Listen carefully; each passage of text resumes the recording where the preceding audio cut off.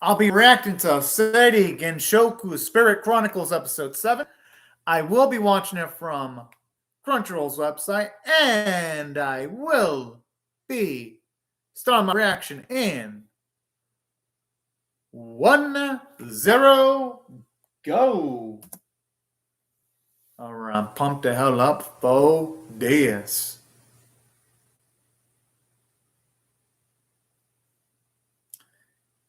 I mean, I hope for his sake they're still alive, but you never know in these kind of anime, unfortunately.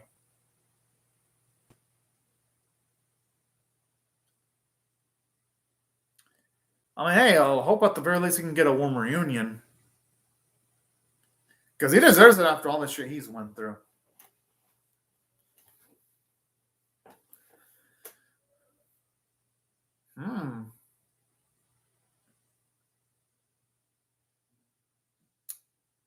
Hey, at least they seem like nice people, though. So at least so far by the impressions I'm getting from this so far. Just thinking about this opening gives me a smile. Gene in there, especially like the vocals from the singer. At least from my perspective, you can definitely tell that the singer, she puts her all into it. As for the opening itself, honestly, the more I see it, the more I like it because it's like the more episodes I watch, the more I could easily relate to this opening to the events and some of the more recent episodes in the series now. And that's something that not all anime openings can do. Some anime openings are like really based. They sometimes don't relate too much to the narrative. And don't get me wrong, that doesn't make an anime opening bad. That just makes it maybe fun to watch maybe one time. But then afterwards, it's like, well, I'm going around and seeing this opening. I don't need to see it multiple times. This opening is different from those kinds, though. With this kind of opening, it kind of does make me want to watch at least bits of the opening just to compare it to bits of the series multiple times. So I gotta give my compliments to it for that reason. All right, now it's back. Land of Promises.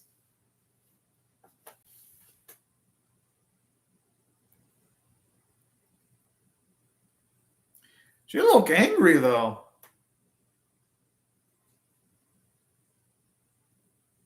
Damn.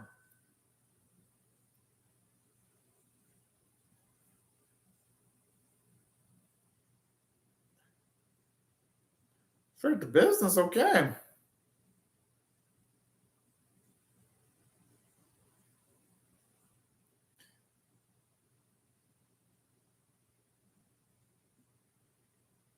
I mean, at least Yuba isn't shooing our boy away, though, so she can't be that hardcore when it comes to like having a rough personality.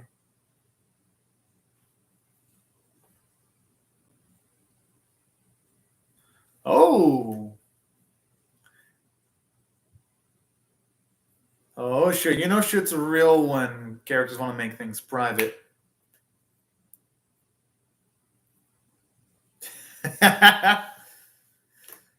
I'm assuming his parents might have died, though, because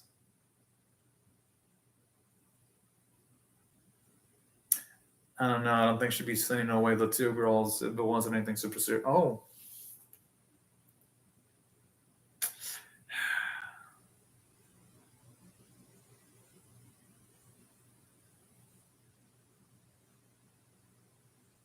And thankfully, he finally pulled it off.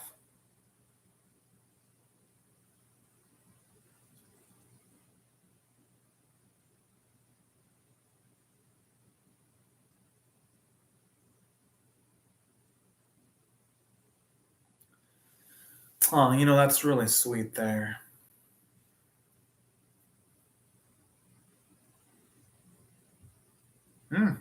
Oh.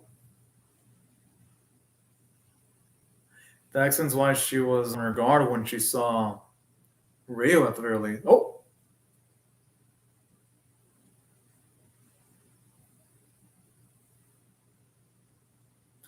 I mean, who would in her situation? Oh, hey, you know what? That's sweet, though.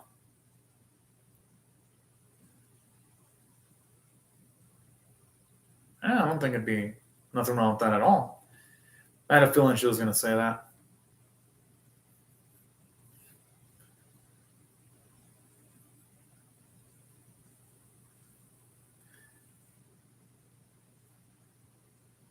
Oh, yeah, I'm kind of curious on that too. Wait, what? She's the grandmother, though. Oh, son of a bitch.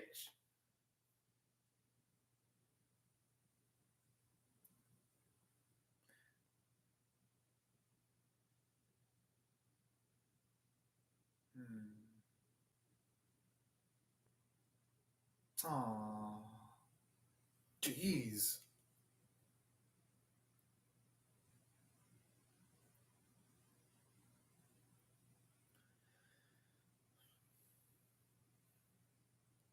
Yeah, I mean, our boy looks like he's 17 after he put that outfit on.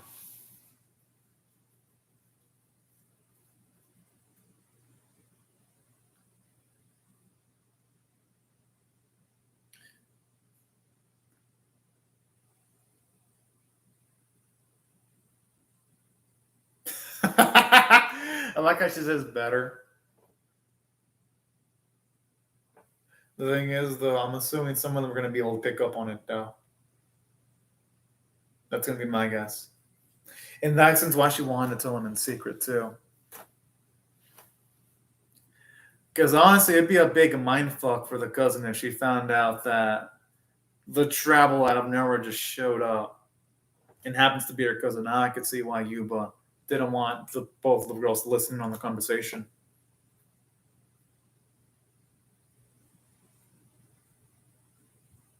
And like it's like no matter what area our boy's in, he always tries to help out.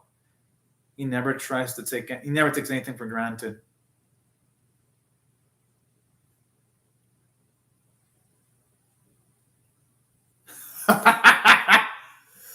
Oh man.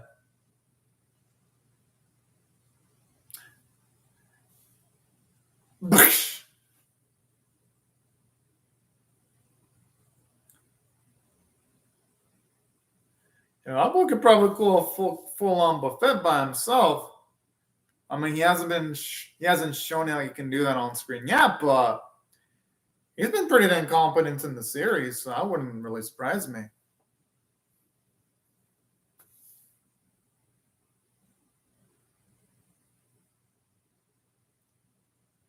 Oh god, this one now is just flexing. Oh. And it's nice to see him just bond with his cuz there.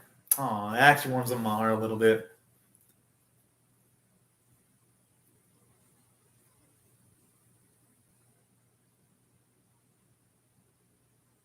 Oh.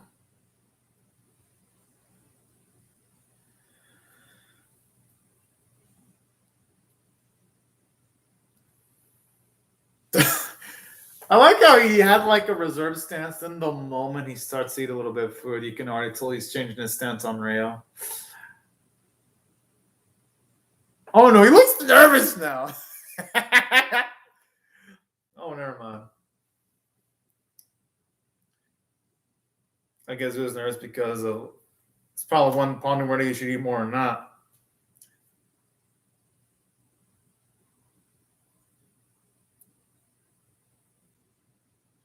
Gee, Ryu would be more than qualified to be a hunter.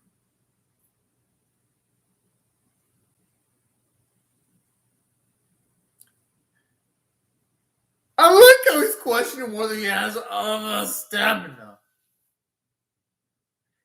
Yeah, exactly. Oh, yeah. Again, I haven't seen what he's fully capable of. But not to the level of our boy, though.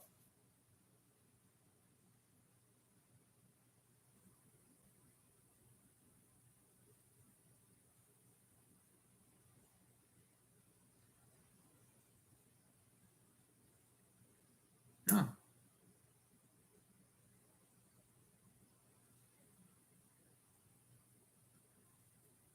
That's again good point. I like how the cousin's teasing this girl.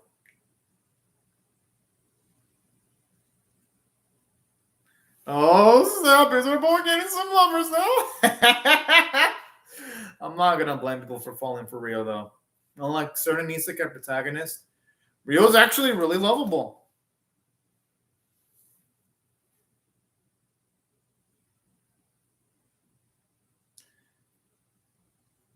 Hell, Rio could probably outscore him, even with his eyes banished with the blindfold.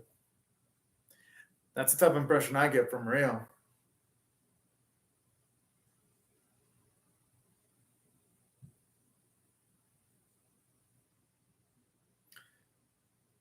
I mean, hey, better luck next time.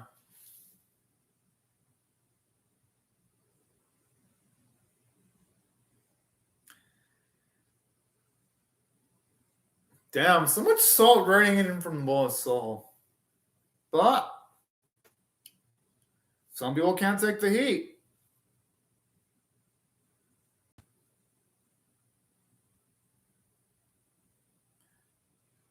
Wait, don't tell me how he's supposed to just casually clean himself up too, because then that'd just be absolutely. Wait, what? Holy.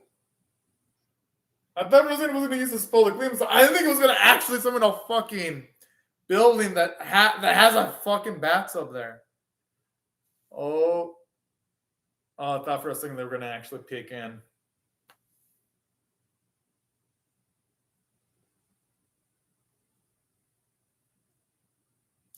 At this point, it feels like Rick can do anything with Spirit Arts.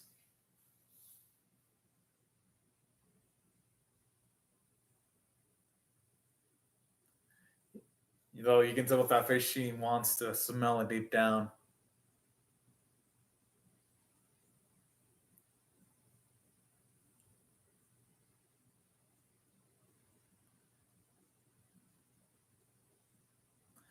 I'm surprised they don't have. I mean, I guess it makes sense. It is like a small tier village.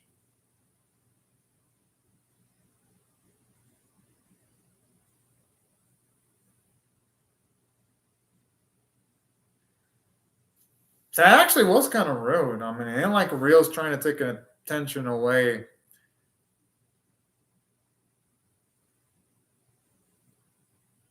What the fuck? Our boy's like the opposite of a weakling. He completely outdid Shin. Yeah, exactly. I mean, what else does he want Shin to do? Save the world?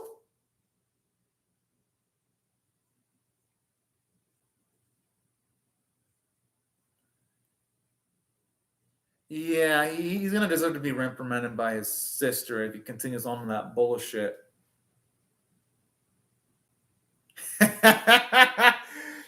Yes! And it's nice seeing her boy become a chick magnet.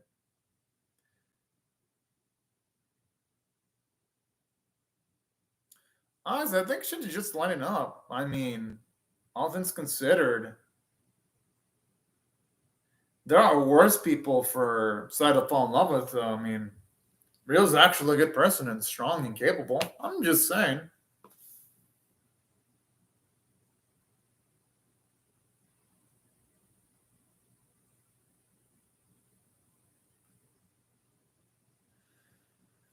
That'd probably. No, he's gonna be more than enough. He might even be overkill for a task like that.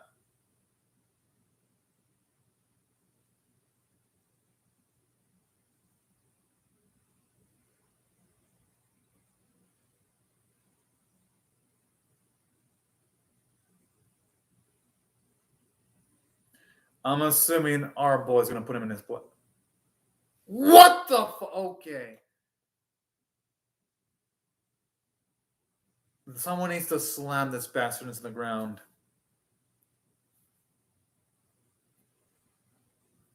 He's even got the face of a hentai antagonist too.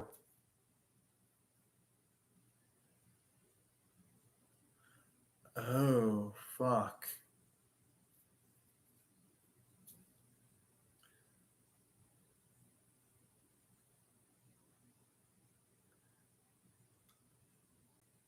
What do I feel that's bullshit with the way he's just smiling with glee as he's saying that?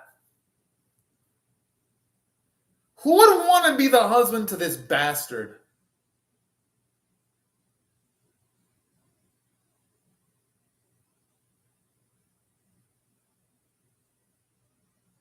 This guy doesn't have any right to be volunteering himself against someone's will. Oh,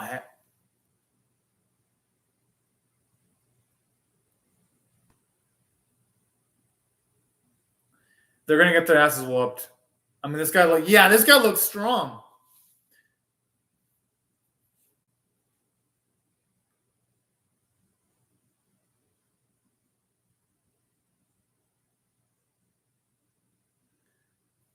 And that's how you can tell he doesn't even respect authority because he's still. Okay.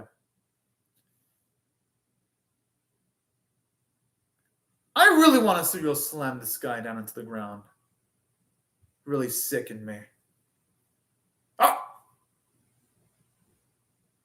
Okay, good. At the very least, she's tricking the dude.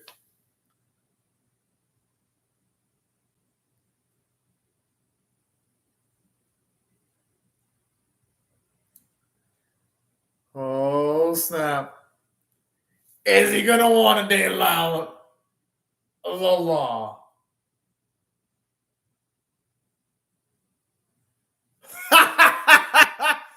He didn't even move a muscle. Oh, shit.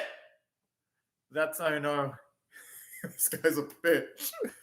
Or he didn't even make our boy budge. Our boy didn't even do anything. He's so raw hard solid he hurt his leg. He didn't kicking our boy. Oh man, that's awesome.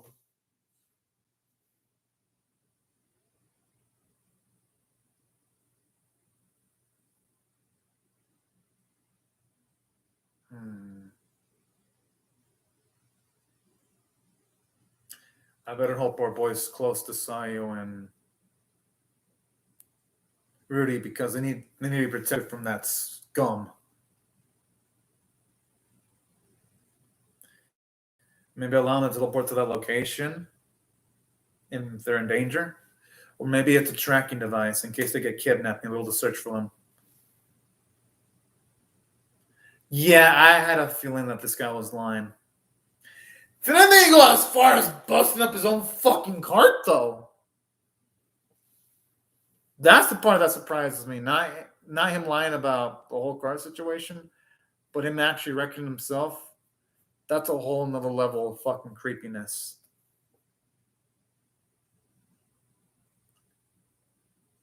Okay, so that looks pretty cool. I like him.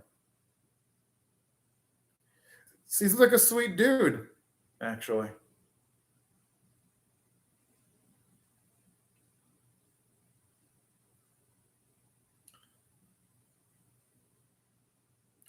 Now, these are the type of happy moments of levity that I like from the series, which I wish they would have had last week when it came to the stuff involving Rio and Latifa. Damn, dick! With the shirt off, because we rarely get to see him with his shirt off, but damn. He looks so badass with the scars, too.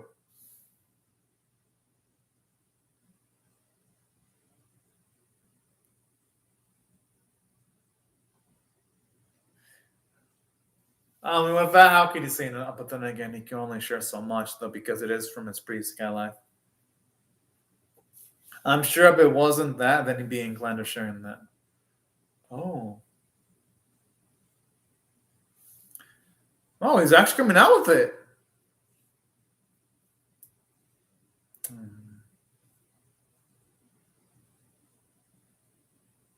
Oh.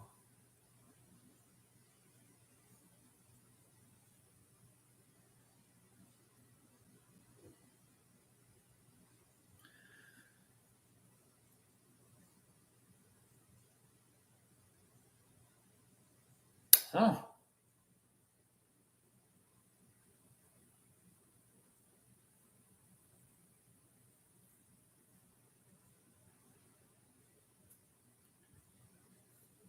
I just hope again that creepy bastard doesn't No, he probably is going to attack that night. Thankfully, they have the amulet, so I'm assuming it's going to act as like an alarm in case. Yeah. Still, the thing could be disgraceful to contemplate doing it while they're both asleep. It's just utterly sickening.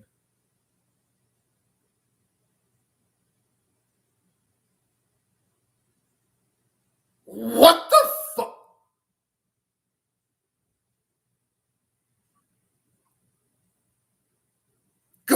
Good.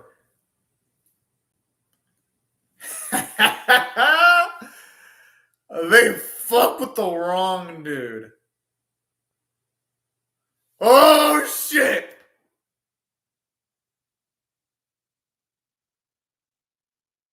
He didn't even know. And I love the slow mo too when you see him roll.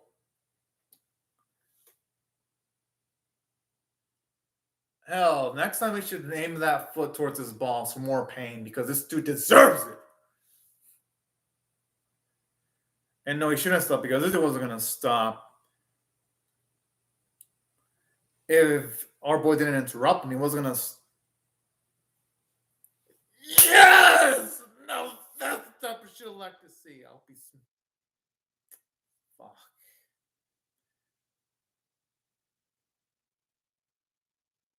You know, it'd probably be best for society, but. Oh. Yo, that dude's gonna have to wear a paper bag over his face for a mask.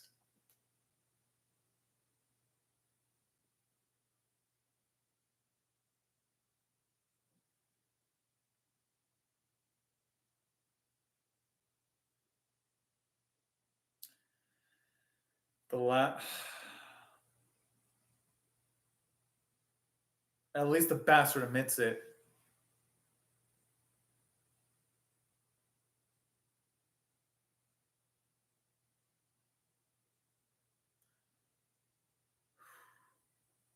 And you know what? I wouldn't have blamed him if he killed Gon. I wouldn't.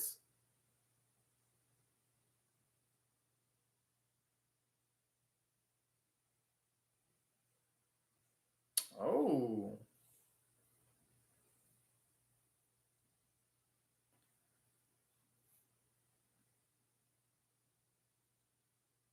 He's not the same person as that man, though. He's proven himself to be a really good person. Yes. Honestly, that feels like a mercy towards Gon, but hey, you know what? No, he saved Rui and. Yeah, and Sayo. Exactly, that's what I'm thinking. All right, I'm liking how Yuba mentioned that. Mm-hmm. Yeah, no one would have blamed him, but yeah, that's what I love Saga because it's like the moment I introduced him, I'm like, I had a feeling I was gonna like him. He needs to apologize less, man. I'm assuming it might either be his mother or father that apologizes a lot too.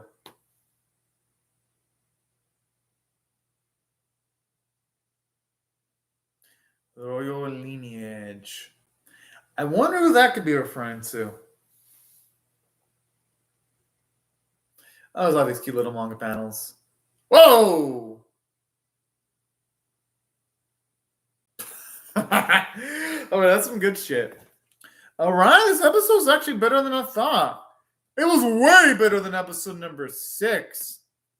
Holy shit, because episode 6 was the episode I was like, is this series going to fall south? Then this episode absolutely restores my faith in the series again. So good on the animation staff. Now, let me explain why I feel the episode is worthy of an 8 out of 10.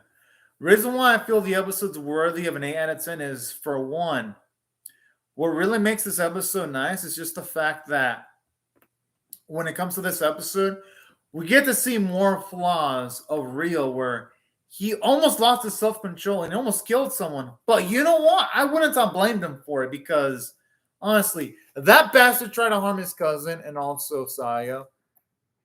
Yeah, I wouldn't have even blamed him if he would have crushed Storm's balls. If anything, I would have welcomed him. I'd be like, yeah, normally I don't approve of that. But in this instance, I'd have been all gung-ho about it because that gone bastard was disgusting.